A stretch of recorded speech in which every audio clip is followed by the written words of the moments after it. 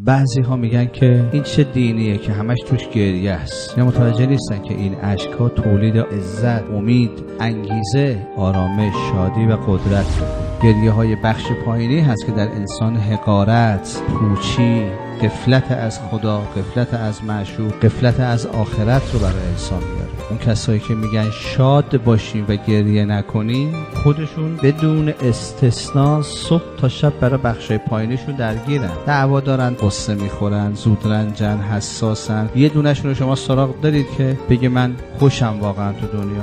حالا حضرت آمده دعای ندبه برای ما طراحی کرده، میگه برای بخش اصلیتون گریه کنید تا نجات پیدا کنید، مایه همه شادی ها و آرامش ها برسه، فرج شما برسه. یک کسی که برای ظهور حضرت گریه میکنه، طلب حضرت رو داره، قطعا وصل میشه به کانون آرامش و شادی. این آدم مورد نظر خاص امام زمان قرار میگیره.